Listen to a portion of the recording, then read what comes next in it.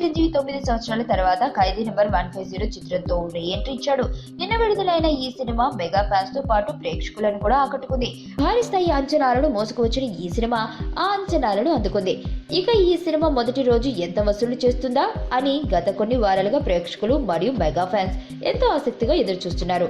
Mega fans ఆశించినట్లుగా ఖైదీ number 150 చిత్రం record స్థాయి openings ను సాధించింది. ఒక సౌత్ సినిమా ఒకే భాషలో విడుదలై ఏకంగా 30 కోట్లు మొదటి రోజు వసూలు చేయడం సంచలనం. 30 కోట్లతో టాలీవుడ్ టాప్ సినిమా జాబితాలో నిలిచింది. బాహుబలి ఇంతవరకు మించి వసూలు చేసింది. అయితే అది ఒక్క తెలుగులోనే కాకుండా తమిళం, హిందీ మరియు మలయాళంలో కూడా విడుదలైంది. అందుకే ఖైదీ సినిమా ఓపెనింగ్స్ చూసి టాలీవుడ్ ట్రేడ్ పండితులు ముగ్గుల వేలేసుకుంటున్నారు. ఇక తలపండిన సినీ దిగ్గజం అయిన అల్లు అరవింద్ కూడా మెగా ఓపెనింగ్స్ ను చూసి అవాక్కయ్యాడట. ఖైదీ సినిమాకు 20 కోట్ల వరకు మొదటి రోజు కలెక్షన్స్ వస్తాయని అల్లు అరవింద్ అంచనా వేశాడట. అయితే మెగా నిర్మాత అంచనాలను తలకిందులు చేసి అదిరిపోయే కలెక్షన్స్ ను ఖైదీ తీసుకొచ్చాడు. లాంగ్ రన్ లో ఈ సినిమా 100 కోట్ల మార్కును సునాయాసంగా దాటేయడం ఖాయంగా కనిపిస్తుంది.